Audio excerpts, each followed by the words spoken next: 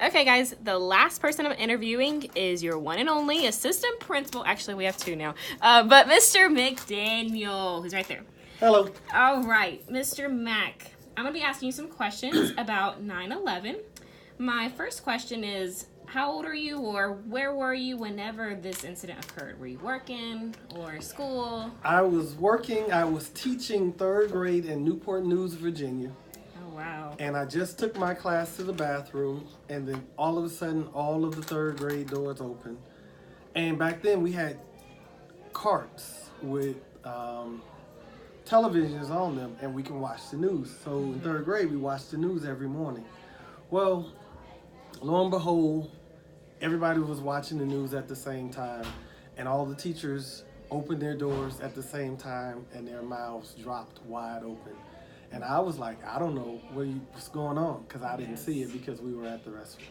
Wow. So you found out through the attacks through television as well? Through television. Through the news. Okay. Yes. So when you heard this, what emotions and thoughts were going through your mind as you learned about it? What did you think might have happened, or what could happen in the future?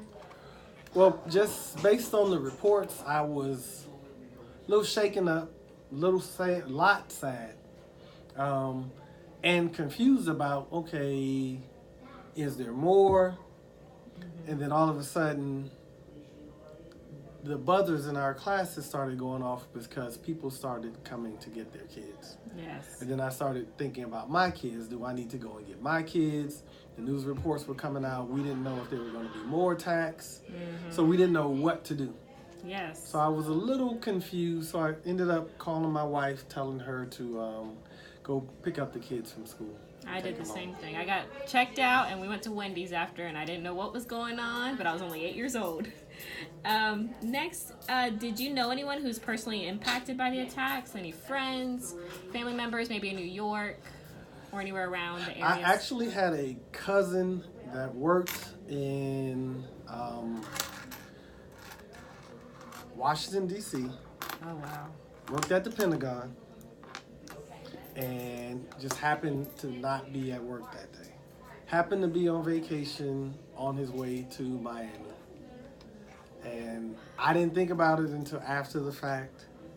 And then when I called my parents said, hey, your cousin Ken is here. Nothing happened to him.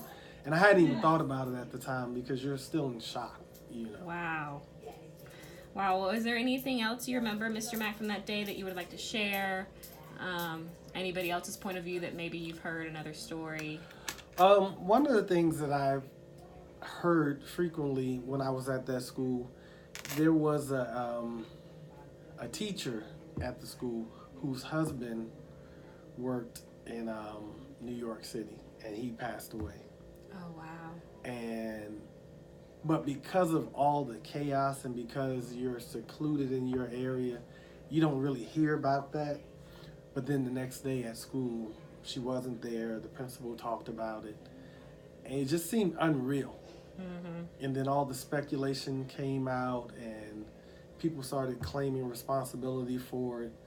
So I think the hardest thing was how to explain it to your kids in your class. Yes.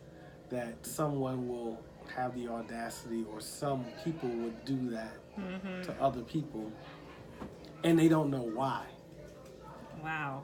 And I felt in a certain position I didn't want to give them my personal opinion about why people did what they did, because that's my opinion, and it may not be true or untrue.